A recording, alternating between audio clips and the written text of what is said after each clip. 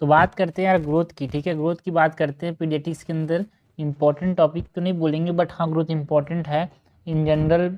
कभी कभी क्वेश्चन आते हैं 5 नंबर में, एंड पीडियाट्रिक्स नॉलेज के लिए भी इम्पोर्टेंट है। यहाँ पे ग्रोथ के फैक्टर्स अफेक्टिंग ग्रोथ के ऊपर क्वेश्चन आते हैं कभी कभी, एंड लॉज ऑफ ग्रोथ के ऊपर 5 नंबर कभी क्वेश्चन आ जाता है, ठीक है। तो ग्रोथ का मतलब क्या है भाई? Increase in the size, increase in the size और मास ऑफ टिश्यू।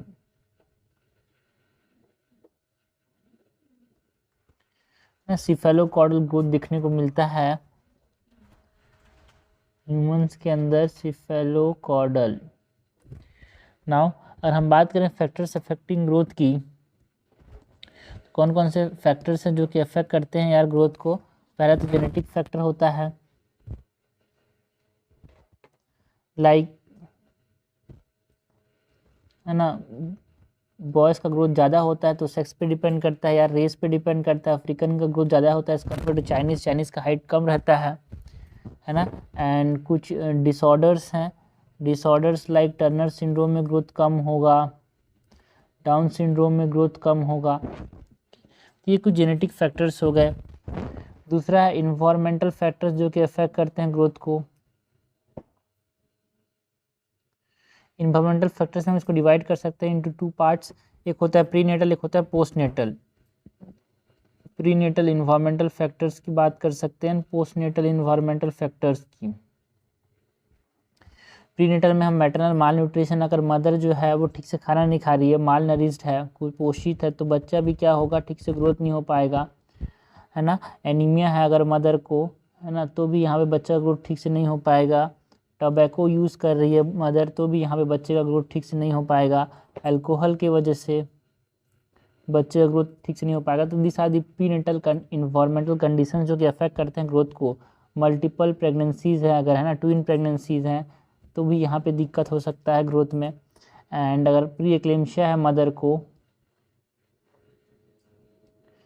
तो यहाँ पे है ना बच्चे का ग्रोथ डिपेंड अफेक्ट हो सकता है, क्योंकि प्री नेटल कंडीशन। ना कुछ पोस्ट नेटल कंडीशन लाइक बच्चा पैदा हो गया उसका उसको प्रोटीन एनर्जी ठीक से नहीं मिल रहा, मतलब प्रोटीन एनर्जी माल न्यूट्रिशन, उसको ठीक से आयरन सप्लीमेंट्स नहीं पा रहा है ठीक से, है ना। तो एनीमिया अगर उसको हो गया तो भी ग्रोथ नहीं हो सकता ठीक से उसका, है ना।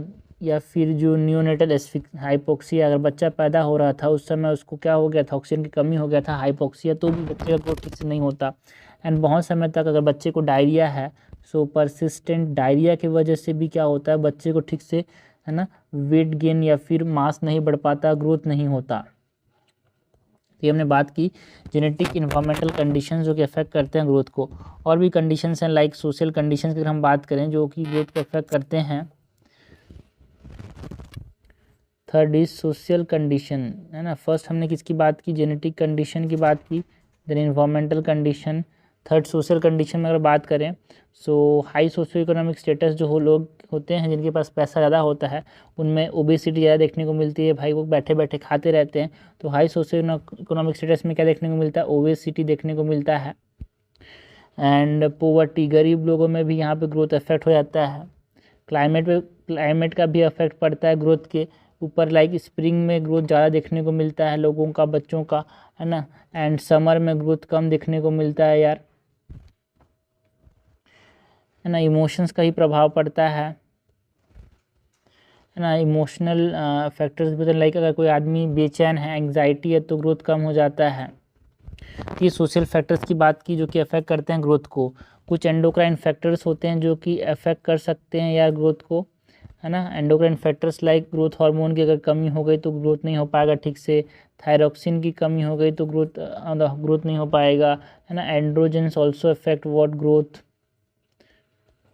इंसुलिन भी क्या करता है, ग्रोथ को अफेक्ट करता है। तो ये एंडोक्राइन कंडीशंस हैं भाई। एंडोक्राइन कंडीशंस के बाद हम बात कर सकते हैं अबाउट न्यूट्रिशनल कंडीशंस। अगर बच्चा ठीक से खाना नहीं खा रहा है तो भी यहाँ पे ग्रोथ ठीक से नहीं होगा, है ना। ट्रॉमा, अगर बच्चे का जो एपीफाइसिस है उस पर ट्रॉमा हो गया तो भी यहाँ पे क्या नहीं हो सकता, बोन का इलोंगेशन नहीं हो पाएगा यार।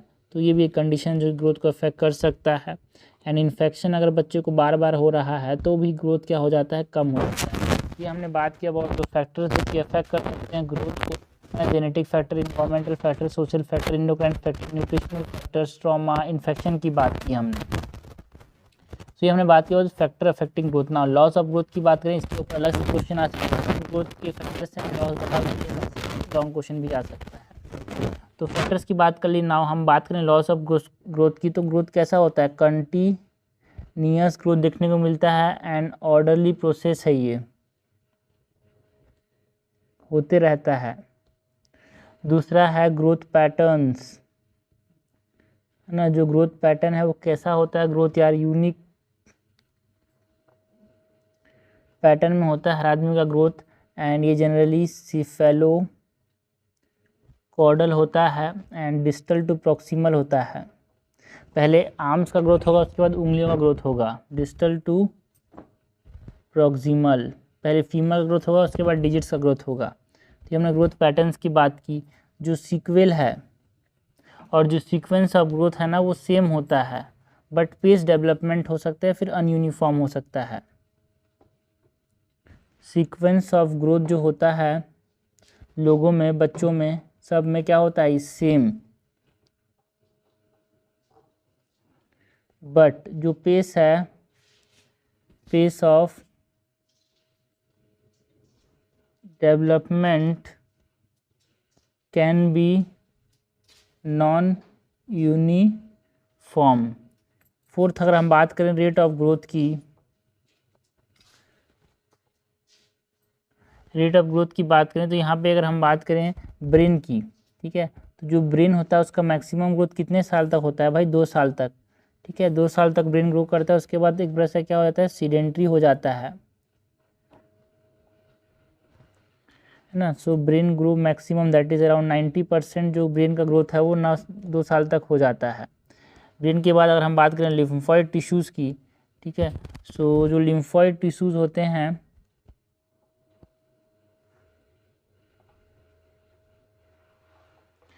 उनका ग्रोथ जो होता है 4 साल तक होता है भाई। उसके बाद 4 से 8 साल तक कांस्टेंट ग्रोथ रहता है। उसके बाद लिम्फॉइड टिश्यू का ग्रोथ जो होता है ना, वो कम होने लगता है।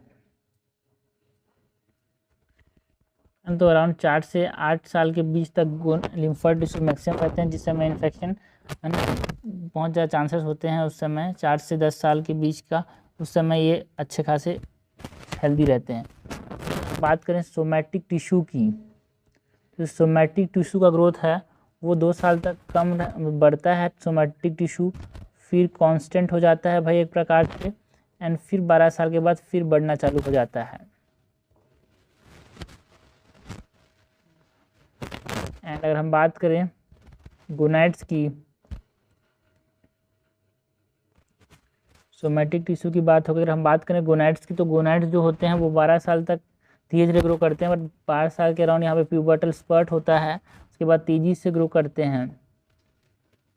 मोस्ट ऑफ द टाइम 12 साल तक प्यूबर्टी नहीं आती। ये हमने बात की अबाउट व्हाट, हमने बात की लॉस ऑफ ग्रोथ की एंड फैक्टर अफेक्टिंग ग्रोथ की।